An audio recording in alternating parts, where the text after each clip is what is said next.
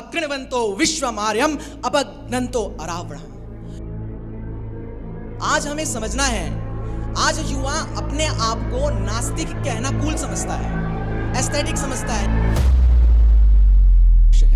युवा संघर्ष है, युवा उत्कर्ष है, युवा ही हर्ष है, युवा चंदन है, युवा कुंदन है, युवा को अभिनंदन है, युवा वेग है, युवा तेज है, युवा वायु है, युवा जवानी है, युवा ना कोई आयु, युवा ना कोई आयु, युवा स्वयं में एक अमर कहानी है। If you want to destroy a nation, destroy its history. It will perish its own echo. यदि आप किसी एक राष्ट्र को नष्ट करना चाहते हैं तो उसके इतिहास, उसकी संस्कृति को नष्ट कर दीजिए, वह स्वयं ही अपने आप ही नष्ट होगा।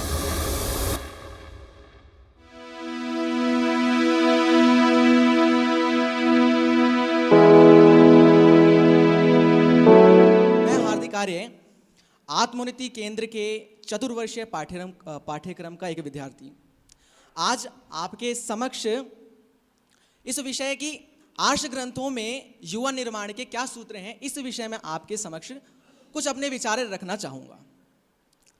तो बात है कि युवा, भाई युवा क्या है? विषय है युवा से संबंधित, तो हमें जानना होगा युवा क्या है। क्या है युवा? क्या युवा केवल एक आयु है? क्या युवा केवल एक ऊर्जा है या केवल एक निश्चित वर्ग है जिसको हम युवा कह सकते हैं? यहाँ पे आप सभी उपस्थित लोग हैं जो आयु में अवश्य ही बड़े हैं, तो क्या इनको युवा कह सकते हैं? तो देखिए, युवा संघर्ष है, युवा संघर्ष है, युवा उत्कर्ष है, युवा ही हर्ष है। युवा संघर्ष है, युवा उत्कर्ष है, युवा ही हर्ष है, युवा चंदन है, युवा कुंदन है, युवा को अभिनंदन है, युवा वेग है, युवा तेज है, युवा वायु है, युवा जवानी है, युवा ना कोई आयु, युवा ना कोई आयु, युवा स्वयं में एक अमर कहानी है। आप युवा हैं। युवा कैसे हैं? युवा जो सदैव आगे बढ़े, युवा जो अग्नि के समान हमेशा ऊपर की ओर जाए, युवा जो हमेशा सूरज की समान प्रकाशित हो और स्वयं नहीं दूसरों को भी प्रकाशवान करे, युवा जो मुसीबतों में भी मुसीबत के सामने खड़ा होकर घबराए ना, कमल के समान कीचड़ में भी रहते हुए उससे लिप्त ना हो और उससे ऊपर उठने का उपाय सोचे, तो आप युवा हैं। अवश्य ही आप उम्र में बड़े हैं, अवश्य ही आपकी अवस्था इन बच्चों से अधिक है और आपका अनुभव भी अधिक है, तो इस दृष्टि से हम आपको युवा कह सकते हैं और शायद ये बात स्वीकारनीय है। तो युवा दो प्रकार के हैं, शारीरिक युवा भी हैं जो शारीरिक अवस्था से युवा कहा जा सकते हैं, और मानसिक अवस्था से जो सदैव उन्नति करने के लिए तत्पर हैं, हम उन्हें भी युवा कह सकते हैं। तो मेरे युवा साथियों, अब युवा में आप सभी यहाँ जितने भी उपस्थित हैं वो सभी मेरे युवा साथी हैं। तो मेरे युवा साथियों, वेद हमें कहते हैं कि हमें अपने भुजाओं में बल लाना है, हमें इस संपूर्ण संसार को आर्य बनाना है और जो दुष्ट हैं उनका नाश करना है। क्या कहता है मंत्र? इंद्रम वर्धन्तो अप्तुरः कृण्वन्तो विश्वमार्यम अपघ्नन्तो अरावणः। अर्थात इस समस्त संसार को आर्य बनाना है, लेकिन आर्य है क्या? क्या है आर्यत्व? आर्य अर्थात श्रेष्ठ व्यक्ति। जो यदि मैं श्रेष्ठ कहूं तो क्या यह परिभाषा पूर्ण है? शायद नहीं, क्योंकि हम सदैव श्रेष्ठ बनने के प्रयासरत में हैं। तो यदि आप प्रयास कर रहे हैं, आप अच्छा बनना चाहते हैं, आप प्रयास कर रहे हैं, अपने जीवन में उन्नति करना चाहते हैं, तो आप आर्य हैं। लेकिन एक बड़े ही दुख का विषय है कि मेरा भारतवर्ग जो इतना महान, जो इतनी संस्कृतियों से जाना जाता है, जिसमें वेदों का ज्ञान है, उस भारतवर्ष में एक बहुत ही बड़ी समस्या क्या है?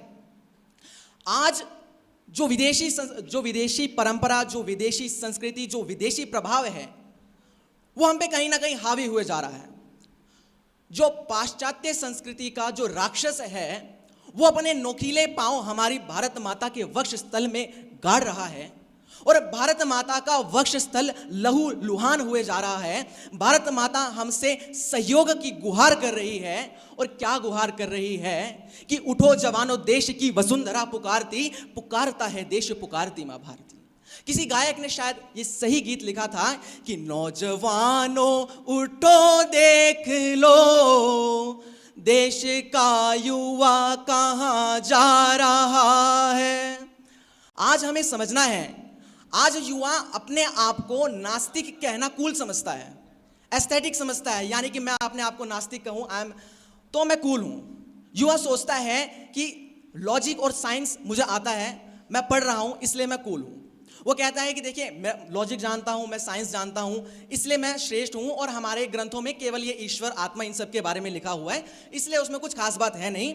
और आप दूसरी चीज़ देखिए, तो मैं उस युवा को कहना चाहता हूँ, यदि ऐसा ही है जिनके बारे में आप कह रहे हैं कि इनमें कुछ भी नहीं है, तो उनमें जो ये सार्वभौमिक चीज़ जो सिद्ध है, कहा जाता है कि चंद्रमा सूर्य से प्रकाशित होता है। ये बात आप देख के भी बता सकते हैं, और ये बात आपके ग्रंथों में कई करोड़ों साल पहले लिख गई थी। लेकिन आज जिन पाश्चात्य ग्रंथों को लेकर वो कहता है, जिस कुरान, जिस बाइबल को लेकर वो कहता है देखिए ये ईश्वर का ग्रंथ है, या ये ईश्वर ने हमें ज्ञान दिया है, तो क्या वो सही है? कोई कहे जी धरती पृथ्वी, जो पृथ्वी है वो चपटी है, क्या वो सही है? ईश्वर किसी तख्ते पे विराजमान है, क्या वो सही है? तो युवा को समझना है, आज जो आपको दिया जा रहा है, आज आप फोन सभी चलाते हैं, अवश्य ही चलाते हैं। फोन में आपको क्या परोस के दिया जा रहा है? फोन में ऐसी चीजें आपको दी जा रही हैं जो आपके लिए अभी आवश्यक नहीं है। फोन वास्तव में बहुत उपयोगी चीज है और उसे उपयोग करना चाहिए, लेकिन आपको क्या दिया जा रहा है? वेदों में कहा है कि ब्रह्मचर्य आपको पालन करना है और ऐसा ब्रह्मचारी बनना है। एक आलंकारिक रूप में कहा जाता है कि भीम में इतनी शक्ति थी कि वो हाथी को धक्का देके गिरा दिया करता था। ऐसी भुजाओं वाले, ऐसी शक्ति वाले युवा को अवश्य ही अपनी रक्षा स्वयं करनी है। आपने एक घटना सुनी होगी महाराष्ट्र में कि लगभग 180 लड़कियों को एक युवक अपने जाल में फंसाता है, प्रेम जाल में फंसाता है, और उनके साथ कुकर्म करके उनकी एक गलत वीडियो बना के वायरल करता है। असल में वो 2 युवा हैं और एक का नाम काफ़ी अधिक है। तो क्या केवल उन लड़कों की गलती है? क्या केवल उन लड़कों की गलती है या उन बहनों की भी गलती है? अवश्य ही गलती हर ओर से है। और जो हमारे बड़े हैं, ये हमारा कर्तव्य है कि हम आने वाली जनरेशन को, आने वाले लोगों को, आने वाले युवाओं को प्रेरित कर सकें। विदेशियों की हमेशा एक नीति रही है, वो कहना चाहते हैं if you want to destroy a nation, destroy its history, it will perish its on accord. अर्थात यदि आप किसी एक राष्ट्र को नष्ट करना चाहते हैं तो उसके इतिहास, उसकी संस्कृति को नष्ट कर दीजिए, वह स्वयं ही अपने आप ही नष्ट हो जाएगा। तो यदि आप चाहते हैं कि हमारा युवा जो उन्नति करे, इस देश और राष्ट्र में अपना परचम लहराए, वो युवा जिसे पूरे समस्त संसार में वैदिक देश का, वैदिक धर्म का झंडा गाड़ना था, आज उस युवा को सीखने की आवश्यकता है कि कैसे उसे अपने लिए, अपने समाज के लिए, अपने देश के लिए उत्थान करना है।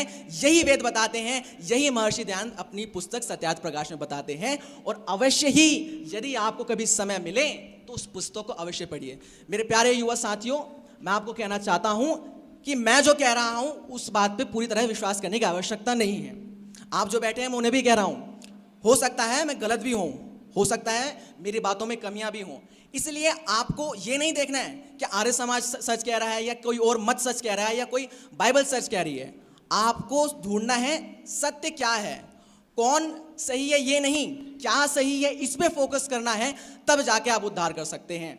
और अंत में कुछ बातें और कहना चाहूँगा कि ये सारी बातें कुछ भी हो, चाहे ये उत्सव हो, चाहे आर्य समाज हो, चाहे स्वामी दयानंद हो, या कोई भी हो दुनिया में, वो केवल और केवल एक चीज़ तक जाना चाहते हैं, वो है परम सत्य ईश्वर। यदि आप कितना ही धन कमा लीजिए, ईशावास्यमिदं सर्वम जो कहता है कि सब ईश्वर का है, आपका कुछ नहीं है, अंत में आप वही चाहते हैं, सुख चाहते हैं।